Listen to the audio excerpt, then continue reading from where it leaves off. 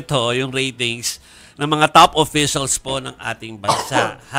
Ayon sa pinakahuling PulseAsia survey, si Vice President Sara Duterte lamang ang may majority approval na 59%, habang 25% lang ang approval ni Pangulong Bongbong Marcos at 53% ang disapproved po sa Pangulo.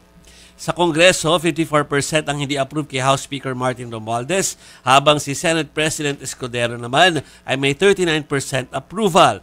2,400 po yung na-survey mula March 23 to 29. Kasagsagan. Oo. Yan ng yung pag-aresto. Correct. Nangyari na yung pag-aresto. May hearing na sa Senado, Yes. di ba? Senate hearing na nangyari. Nasa dahig na po ang mga coverage. Oo. Ayan na po yung mga And in relation, I guess, sa House of Representatives, nag-ano na rin sila, yung fake news nila na hearing yon. Kanina, na-interview ko si Professor Froilan Calilum ano ng sabi? UST for Frontline.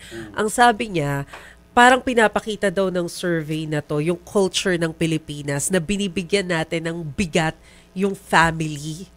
Okay. And tingin niya, isa daw yun sa naging factor bakit nag-improve yung ratings ni VP Sara. Kasi parang ang tanong ko, paano nangyari na nag-improve yung ratings ni VP Sara? Wala nga siya dito sa Pilipinas. Tapos performance rating yung pinagbabatayan natin.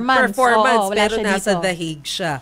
Pero so, kasi yun ang consideration. Sa 10 days kong nandun, parang almost every day, parang meron lang mga ilang araw na hindi namin siya nakausap, pero almost every day may news about her. Yes, isa pa yan, di ba? Correct. Tapos, Ramdam na ramdam. Yes. but definitely, naka-apekto dito yung pag-aresto. Oo. Tapos, sinabayan mo pa daw ng Senate hearing, sabi ni Professor Calilong to ng Senate hearing about legality ng pag-aresto na ang nanguna ay si Senator Amy Marcos na parang tatanungin mo tuloy yung pagiging solid ng mga Marcos as a family. So sa family talaga. As a family, yes. Kasi ngayon, may duda kay Senator Amy Marcos. Kasi brother mo yan. Kaya mong gawin yan. How much more sa tao na hindi mo kaano-ano. Tapos versus VP Sara, I'm there for my father. Yes. Parang ganon. Sa family. So yun yung tingin niya. Interesting. Na kasi part ng culture natin yan ng mga Pilipino eh.